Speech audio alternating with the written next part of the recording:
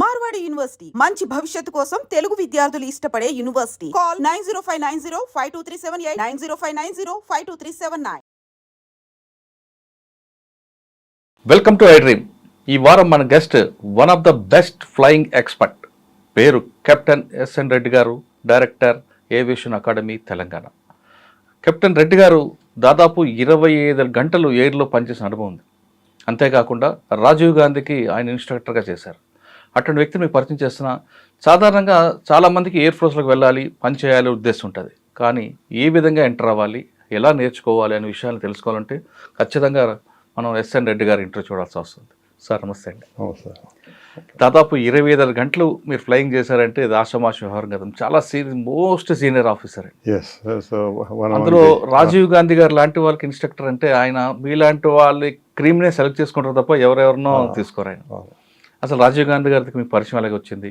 రాజీవ్ గాంధీ గారితో పనిచేస్తున్నప్పుడు ఆయన ఏ విధంగా ఫ్లయింగ్ నేర్చుకోవడం, కెప్టెన్ అవ్వాలనుకోవడం, ఆయన ఉత్సాహం ఎలా ఉండేది?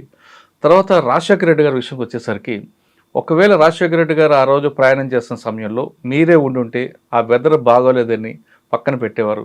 కానీ మరో వ్యక్తి ఉండడం వల్ల ఆయన దాన్ని ఓవర్కమ్ చేయడంతో రాజశేఖర రెడ్డి గారికి వేరే వెళ్ళడం, అక్కడ ప్రమాదం జరగడం, ఆయన చనిపోవడం జరిగింది.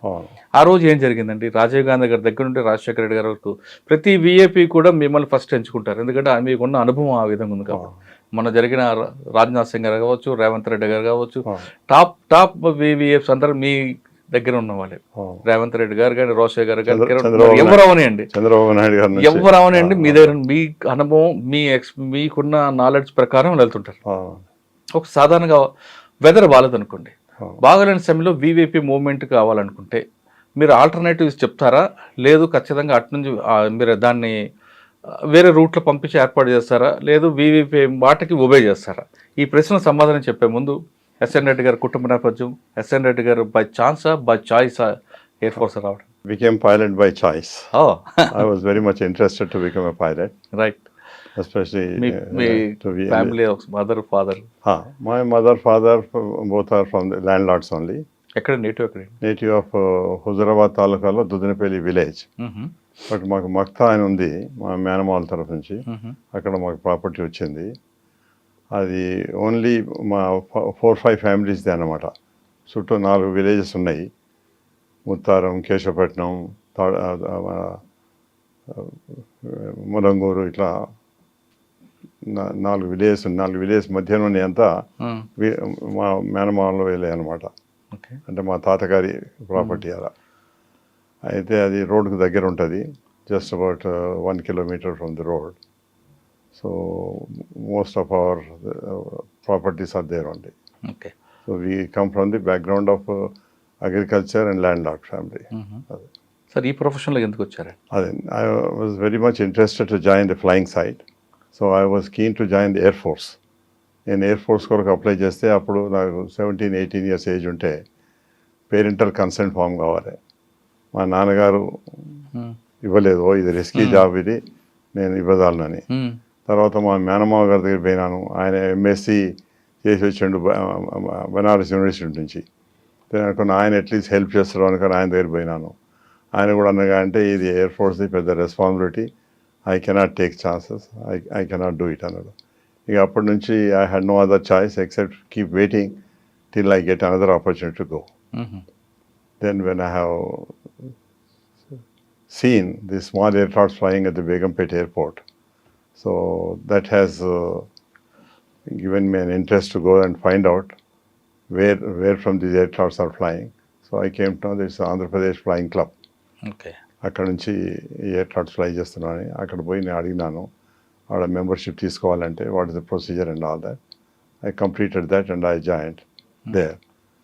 Then we started flying from there. Sir, మీ టైంలో మెంబర్షిప్ తీసుకోవాలనుకున్నా, లేదు ఫ్లయింగ్ చేయాలనుకున్న, కెప్టెన్ వెళ్ళాలంటే ప్రొసీజర్ ఏముంటుందండి? ప్రొసీజర్ క్వాలిఫికేషన్ కానీ, హైట్ కానీ, ఫిజికల్గా కానీ? ఒకటేమో ఫిజికల్ ఫిట్నెస్ ఉండాలి, ఇంకోటి మెడికల్ ఫిట్నెస్ ఉండాలి. ఇది మనం పైలట్కు అప్లై చేసిన తర్వాత వాళ్ళు మన మెడికల్ ఎగ్జామ్ పంపిస్తారు. యూజువల్గా మెడికల్ బోర్డు ఉంటుంది, medical authorities who are approved by the director general civil aviation. Mostly they are all Air Force Medical Board. So we are subjected to go to air force medical board class 1 medical అని ఉంటుంది. ఇప్పుడు class 1 medical బయట కూడా కొన్ని hospitals పెద్ద హాస్పిటల్స్కి approval ఇచ్చిండ్రు, but అప్పుడు ఓన్లీ ఎయిర్ ఫోర్స్ మెడికల్ బోర్డే ఉండేది. So air force medical board was Delhi, CME అంటారు, సెంట్రల్ మెడికల్ ఎస్టాబ్లిష్మెంట్, ఇంకోటి బెంగళూరులో ఉంటుండే ఇన్స్టిట్యూట్ ఆఫ్ ఏవియేషన్ మెడిసిన్ అని. ఈ రెండిట్లో ఎక్కడికైనా మనం పోయి ఫిట్నెస్ తీసుకోవాలి. ఆ ఫిట్నెస్ తీసుకున్న తర్వాతనే we can proceed for the flying training. అచ్చా. ఫ్లయింగ్ ట్రైనింగ్ స్టార్ట్ చేయకముందు మనకు గ్రౌండ్ సబ్జెక్ట్స్ ఉంటాయి. ఎందుకంటే we should know about the aircraft, about environment, మనకు ఎటువంటి వెదర్లో ఫ్లై చేస్తాం అందుకొరకు మెటీరియాలజీ కావాలి, ఎయిర్క్రాఫ్ట్ విషయం టెక్నికల్ కావాలి, మళ్ళీ రూల్స్ అండ్ రెగ్యులేషన్స్ ఏం ఫాలో కావాలి అది నేర్చుకోవాలి. అట్లే ఎయిర్ ట్రాఫిక్ కంట్రోల్ తోటి మాట్లాడటం కొరకు అంతా ఇంగ్లీష్ లాంగ్వేజ్ ఉంటుంది. సో ఇంగ్లీష్ లాంగ్వేజ్ ప్రొఫెషన్సీ కూడా ఉండాలి. ఇవన్నీ కండిషన్స్ ఉండి మనం ground subjects as required by the director general civil aviation pass కావాలి. ఇనీషియల్గా మనకు ఇప్పుడు స్టూడెంట్ పైలట్ లైసెన్స్ అని ఉంటుంది, దాని కొరకు మనం 3-4 సబ్జెక్ట్స్ పాస్ అయ్యి తర్వాత ఈ మెడికల్ అయిన తర్వాత వీ కెన్ స్టార్ట్ ఫ్లయింగ్. దానికి ఒకటి మన ఫ్లైట్ రేడియో ఆపరేటర్స్ లైసెన్స్ అని ఉంటుంది, అదొకటి డీజీసీ అప్లై చేయాలి, డీజీసీ నుంచి ఇస్తారు. ఎప్పుడైతే వీళ్ళు స్టూడెంట్ పైలట్ లైసెన్స్ పాస్ అవుతారో అప్పుడే FRTO కొరకు కూడా flight radio telephone operators license కొరకు కూడా వాళ్ళు మనం టెస్ట్ చేసి డీజీసీకి పంపిస్తారు. డీజీసీ నుంచి లైసెన్స్ వస్తుంది, అప్పుడు మనం ఎయిర్క్రాఫ్ట్లో కూర్చోవచ్చు అనమాట. సార్, ఎయిర్క్రాఫ్ట్లో కూర్చోకముందు మీకు ఒక ప్రొసీజర్ చెప్తున్నారు మీరు. ఇది ఎన్ని రోజులు ఉంటుంది ట్రైనింగ్? 6 months ఉంటుందా, 1 year ఉంటుందా ground level? No, it could be about maximum 1 to 1.5 months. Okay, ఇది అయిన తర్వాత ఎయిర్క్రాఫ్ట్లోకి ఎయిర్క్రాఫ్ట్లో ఇవాళ రేపు సిమ్యులేటర్స్ కూడా వచ్చినాయి. సో మనం సిమ్యులేటర్లో కూడా కూర్చొని కొంత ట్రైనింగ్ ఇస్తాం అనమాట.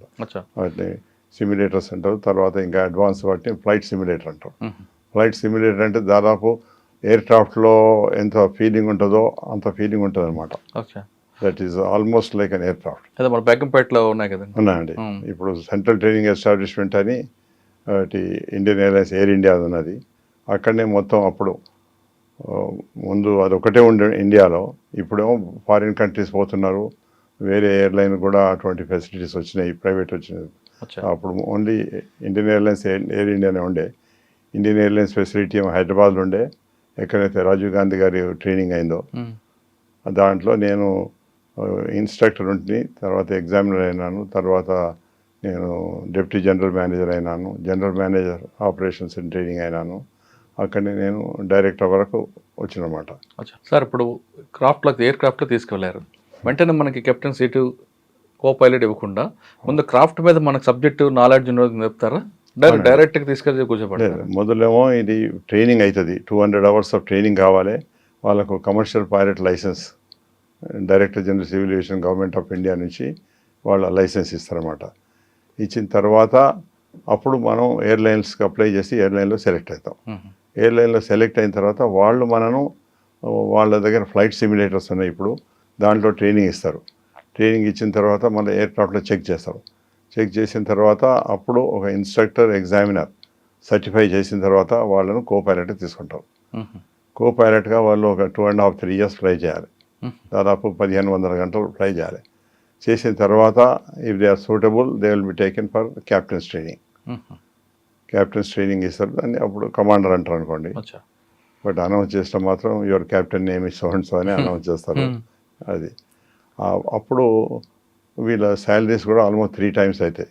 కో పైలట్కి ఇప్పుడు 1.5 lakh ఇస్తే అప్పుడు క్యాప్టెన్కు 2.5 to 3 lakhs ఇస్తారు అనమాట. సార్, ఈ ప్రొసీజర్ మీరు స్టార్ట్ అయినప్పటి నుంచి అదే ఉందా, ఇప్పుడు ఏమైనా చేంజెస్ వచ్చా? ఆల్మోస్ట్ అదే ఉంది.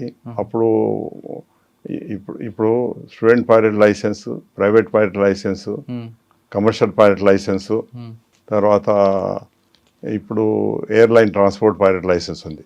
అప్పుడేమో ఈ కమర్షియల్ పైలట్ లైసెన్స్ తర్వాత ఎయిర్లైన్ ట్రాన్స్పోర్ట్ పైలట్ లైసెన్స్ మధ్య ఒకటి సీనియర్ కమర్షియల్ పైలట్ లైసెన్స్ అని ఉండే, అది ఇప్పుడు ప్రజెంట్ రూల్స్ లేదనమాట. నేను చేసినప్పుడు అది ఉండే అనమాట. ఇప్పుడు ఒక 25 ఏళ్ళ కుర్రాడు మీలాగే ఫ్లైట్లో వెళ్ళాలి చూడాలి అనుకుంటాడు, ఏం చేయాలని? సో అతడు ఈ ఫ్లయింగ్ క్లబ్లో పోవచ్చు. ఫ్లయింగ్ క్లబ్ అంటారు, ఫ్లయింగ్ ఇన్స్టిట్యూట్స్ అంటారు, ఇవాళ ఫ్లయింగ్ ఆర్గనైజేషన్ అంటారు. ఇవన్నీ మన డీజీసీ నుంచి వాటికి పర్మిషన్ ఉంటుంది. వాళ్ళ పర్మిషన్ ప్రకారంగానే వాళ్ళు అడ్మిషన్ తీసుకోగలుగుతారు అనమాట. ట్రైనింగ్ కూడా వాళ్ళు ఇవ్వగలుగుతారు. వాళ్ళ దగ్గర విమానాలు ఉంటాయి, సిమ్యులేటర్స్ ఉంటాయి, ఫ్లయింగ్ ఇన్స్ట్రక్టర్స్ ఉంటారు. సో అక్కడ పోయి వీళ్ళు జాయిన్ కావాలి. జాయిన్ కాకముందు వాళ్ళు చూడదలుచుకుంటే వాళ్ళు ఫ్లైట్ సిమ్యులేటర్స్ చూడొచ్చు, సిమ్యులేటర్ ఎట్లా ఉంటుందని. ఎయిర్క్రాఫ్ట్స్ కూడా అక్కడ ఉంటాయి, పోయి ఎయిర్క్రాఫ్ట్లో కూడా చూడవచ్చు. ఎయిర్క్రాఫ్ట్లో కాక్పిట్ కూర్చుండి కూడా చూడొచ్చు, కాక్పిట్ ఫీలింగ్ ఎట్లా ఉంటుందని. కొంతమంది వస్తారు స్టూడెంట్స్, సార్ మేము విమానం చూస్తాం సార్ అంటారు. సరే విమానం చూపిస్తాం, తర్వాత వాళ్ళు అంటారు సార్ మేము ఒకసారి లోపల కూర్చోవచ్చునా అంటారు. ఈ వాళ్ళే పంటారు ఇప్పుడు సెల్ ఫోన్స్ వచ్చినా కనుక సార్ ఒక ఫోటో తీసుకోవచ్చునా అంటారు. సో అది కూడా పర్మిట్ చేస్తాం. It's kind of motivation for them. వాళ్ళు పాపం ఎప్పుడు ఎయిర్క్రాఫ్ట్ చూడని వాళ్ళు ఎయిర్క్రాఫ్ట్లో కూర్చొని వాళ్ళకు ఇట్స్ ఎ బిగ్ ఎక్సైట్మెంట్ అనమాట. అట్లా వాళ్ళకు ఇంట్రెస్ట్ కూడా వస్తుంది. కొంతమంది అనేటోళ్ళు వాళ్ళు నేను డాక్టర్ అవుతాను, నేను ఇంజనీర్ అవుతాను అన్న అట్లాంటి వాళ్ళు కూడా after seeing the aircraft and doing 1 or 2 flights they picked up the interest to become a pilot. We have now many engineers are as pilots. We have few doctors also as pilots. So అట్లా sir మన కో పైలట్కి వచ్చారు, మీరు చెప్పిన 3-4 years కంటిన్యూగా flying చేస్తే వాళ్ళకి promotion వస్తుంది. 2-3 years minimum. Okay, 2-3 yearsలో ఒకవేళ ఏమైనా మిస్టేక్ జరిగి ఉండొచ్చండి, ఏమైనా జరిగితే వెనక్కి వచ్చే అవకాశం ఉంటుందా, లేదా ప్రమోషన్ ఆగిపోతుందా? వాళ్ళకు కో పైలట్కి ఎక్కువ రెస్పాన్సిబిలిటీ ఉండదు. వాళ్ళ మీద ఏదైనా బ్లేమ్ పెట్టాలంటే పెట్టరు అనమాట. ఎక్కువ ఏదైనా అన్ఫార్చునేట్ ఇన్సిడెంట్ ఆర్ యాక్సిడెంట్ అయితే blame goes to the captain. Only when it proves that co pilot did not do his functions properly, చేయకపోతే దాని మీద అతని మీద రెస్పాన్సిబిలిటీ పోతుంది. బట్ సాధారణంగా అటువంటి రెస్పాన్సిబిలిటీ అంతా క్యాప్టెన్ మీదనే ఉంటుంది.